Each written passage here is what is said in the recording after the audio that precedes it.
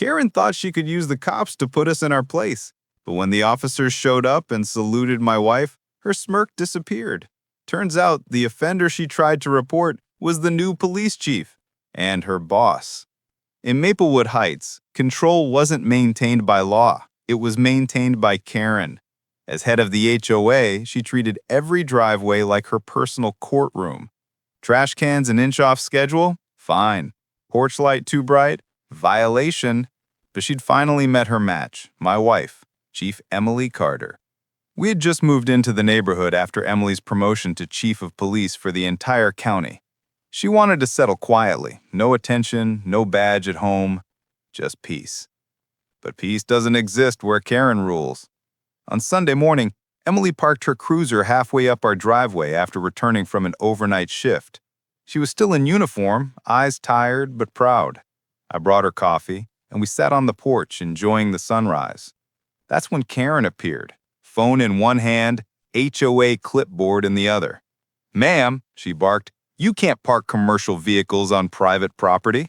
Emily smiled politely. "This is my driveway." Karen crossed her arms. "I don't care who you are, rules are rules. Move it or I'll call the cops." Emily just sipped her coffee. "Go ahead." 5 minutes later, 2 squad cars rolled up, lights flashing. Karen stood triumphantly at the curb, already rehearsing her victory speech. The officers stepped out, both young, new recruits, but the moment they saw Emily, their posture changed instantly.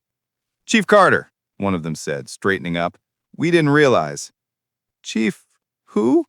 Emily stood, setting down her coffee. Her badge glinted in the sun. "Chief of police," she said evenly. "I was just enjoying my morning when this woman called in a false complaint." Karen's face went pale. "Wait, I didn't know." Emily turned to the officers. "Please make a note. HOA harassment report, verbal intimidation." The recruits nodded, suppressing smiles. Karen stammered, "This isn't necessary." But it was already over. The next day, a memo went out to the HOA board. All interactions with law enforcement personnel must be respectful and lawful. Do not misuse emergency services. Karen never raised her voice again, not to Emily, not to anyone. And every time she saw that cruiser parked in our driveway, she crossed the street instead of saying a word.